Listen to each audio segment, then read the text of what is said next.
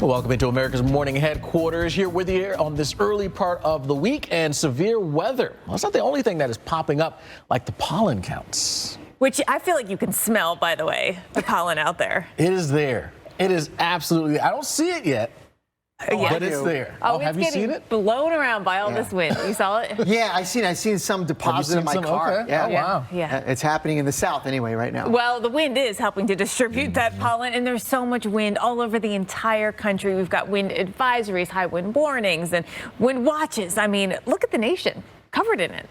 Yeah, March, late February, early March, great time to have a wind advisory out over the country because you get these big weather systems, contrasting air masses. Yeah. It all fits into that windy sort of theme. And it's bringing in some big temperature changes today. Yeah. Woo, this is significant. This is one where the good news is it's in and out, but when it hits, you're going to feel it. You are going to feel it. We're going to be losing about 60 degrees in temperatures I know. in about a 36-hour period in lots of cities in the middle of the country. You lose $60, you notice it.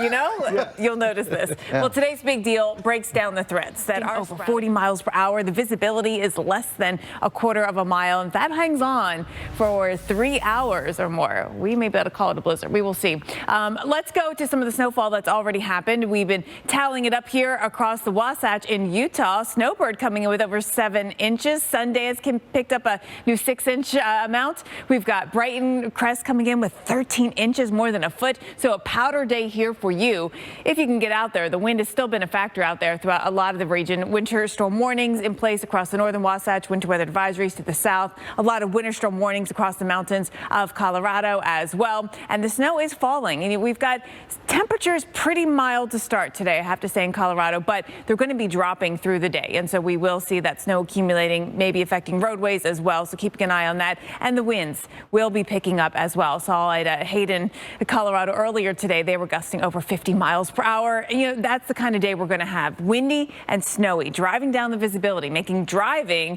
very difficult. This goes on through the afternoon. You can see still snow showers flying here as we get into the early evening, and then things taper off, and then we'll get some cooler times, especially compared to the 40s that many of you have this morning.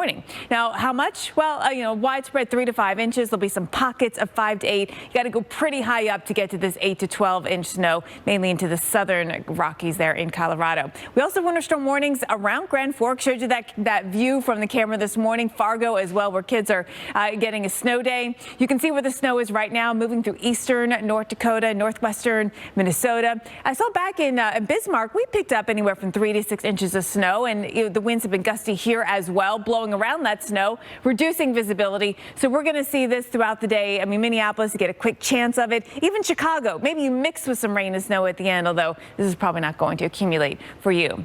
Now, the background to all of this happening, Alex, is just how windy it is, and that's actually driving the fire danger up. Yeah, that is a problem. And I wonder if these dew points are setting records. See, there's 2 ways that we can describe how the air feels. It's either hot or it's cold, or it's kind of humid or dry. We've had air that's not very winter-like at all, with a little more humidity in it. Dew points in the 50s, all the way up through parts of the Mississippi Valley. Look at Chicago, mid-50s dew points. But with the change in the front that's coming in, we're going to see a dew point drop. And you'll see those dew points coming more back to winter-like levels in the 20s, teens, even single digits, and sub-zero dew points, which is not uncommon for the winter. That's, kind of the air mass that you would expect, where your skin gets dry and you need extra lip balm and moisturizer, and you're thirsty, right? You start getting the static electricity. That's the kind of air that we get back again on Wednesday behind this front, and we'll see it at least for 2 days as we get that drier air in place. But St. Louis, so here's what's happening for you.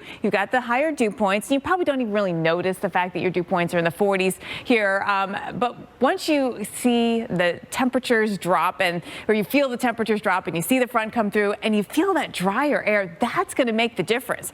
Once we get below a dew point of, say, 35, that's very dry, and you notice it, Alex, right? I mean, it's not just about being hot or cold, but when you've got dry air, it makes a difference. It makes a huge difference. This is the reason why, when you go visit a spot like Vegas, it's not so terrible when it's 110 Right. degrees. Or when it's cold Or when either, it's- to be honest, Exactly. you know? Yeah, either way, hot or Yeah. cold, no doubt about it. All right, well, let's talk about this flip in the temperatures because we are seeing for a lot of us.